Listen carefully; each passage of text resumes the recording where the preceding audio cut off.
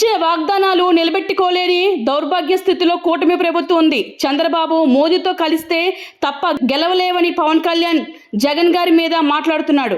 కూటమి గెలుపు మున్నాల ముచ్చటి అని అంబటి రాంబాబు గారు గుంటూరు జిల్లా వైఎస్ఆర్సీపీ అధ్యక్షులు అన్నారు. మేము ఏదన్నా మాట్లాడితే మాత్రం ఊరుకొని చెప్పులు తీస్తాం, పంచలాగుతాం, సన్నాసులు, ఎదవలు, సుంటలు అని మాట్లాడమాకండి. మీరు కాస్త ఓర్పుగా వినండి. మీరు రాబోయే కాలంలో ఏ రకమైన దుస్థితికి మీరు చేరబోతున్నారో నేను చాలా స్పష్టంగా చెప్పదలుచుకున్నా. అయ్యా లోకేష్ గారు, అయ్యా పవన్ కళ్యాణ్ గారు, ఇచ్చిన వాగ్దానాలు నిలబెట్టుకోలేని దౌర్భాగ్యమైన పరిస్థితుల్లో ఉండి ఇవాళ జగన్మోహన్ రెడ్డి గారి మీద బురద జల్లే కార్యక్రమం. ఎస్, జగన్మోహన్ రెడ్డి గారు అన్నారు, అన్నమాట వాస్తవం. ఇంకోటి ఎవరు చెప్తున్నా, పవన్ కళ్యాణ్ గారికి, నారా చంద్రబాబు నాయుడు గారికి, లోకేష్ గారికి, అదేవిధంగా మనోహర్ గారికి చెప్తున్నా, ఓటమి ఎరుగని ధీరుడు మా రాజశేఖర రెడ్డి గారి కుమారుడు జగన్మోహన్ రెడ్డి అని మనవి చేస్తున్నా. 3 సార్లు పార్లమెంటు సభ్యుడిగా 3 సార్లు శాసనసభ్యుడిగా గెలుపొందాడు. 2 సార్లు పార్లమెంటు సభ్యుడిగా గెలుపొందినటువంటి వ్యక్తి జగన్మోహన్ రెడ్డి గారు. అంత ప్రజాబలం కలిగినటువంటి జగన్మోహన్ రెడ్డి గారు, మేము 100% స్ట్రైక్ రేట్ అంటాడు ఒక ఆయన. అవునా, మీరు 100% స్ట్రైక్ రేటే. మా ఊర్లో ఒక ఆయన ఉన్నాడు, ఏమండి ఎంత పొలం ఉందని అడిగాం. 351 ఎకరం ఉందండి అన్నాడు. ఏమయ్యా నీకు 350 ఎకరం ఎక్కడ ఉన్నాయి? నాకును చల్లపల్లి జమీందారు గారికి కలిపి 351 ఎకరం ఉందన్నాడు. ఏమయ్యా నీకెంత ఉందో చెప్పండి. నాకు 1 ఎకరం అండి, కడమ మొత్తం మా చల్లపల్లి జమీందారు గారిది 2 పక్క అమ్మటే ఉంటాయి, అందుకని 351 ఎకరం అని చెబుతారండి అన్నాయంట. అట్లాగే నీకు స్ట్రైక్ రేట్ ఎక్కడుందయ్యా?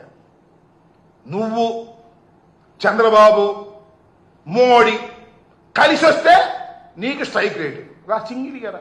నీ పర్సంటేజ్ ఏంటో తెలిపోద్ది, నీ కెపాసిటీ ఏంటో తెలిపోద్ది. 2 చోట్ల నిలబడ్డావు, తుక్కుగా ఓడిపోయావు సింగిల్గా.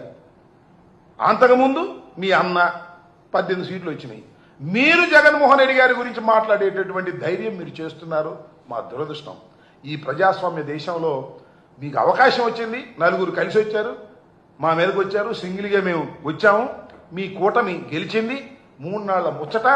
కూటమి అనేకమైన వాగ్దానాలు చేసి ఏ వాగ్దానాన్ని నిలబెట్టుకోలేని దౌర్భాగ్య పరిస్థితికి నెట్టబడుతుంది. సంవత్సరం కూడా కాదని 9 మాసాలకి ఇంత వ్యతిరేకత తెచ్చుకున్నటువంటి ప్రభుత్వాలు ఈ రాష్ట్రంలో లేవు, ఈ దేశంలో లేవు. అసలు 9 మాసాలకి ఇలా అయితే 2 సంవత్సరాలు ఆగండి అయ్యా. జనం ఏ రకంగా మిమ్మల్ని ఉమ్ము పెట్టి ఊస్తారో, ఒక్క హామీని కూడా నిలబెట్టుకోలేకపోతున్నారు. పరిపూర్ణంగా కేటాయిస్తారు, ఎగ్గొడతారు, కేటాయిస్తారు, ఎగ్గొడతారు. మీరు వచ్చి ఇవాళ ఈ రకమైనటువంటి మాటలు లోకేష్ గారు, పవన్ కళ్యాణ్ గారు, సరే పవన్ కళ్యాణ్ గారు ఏం మాట్లాడలేదు అనుకోండి, పవన్ కళ్యాణ్ గారి తరఫున మాట్లాడినటువంటి వ్యక్తి మన బియ్యపు దొంగ, ఆ లంచాల కోరు అయినటువంటి నాదెళ్ల మనోహర్ గారు ఇష్టం వచ్చినట్టుగా మాట్లాడుతారు. నాకు జాలేసింది ఆయన మాత్రం ఏ మాట కామాట. Hi, this is Swathi.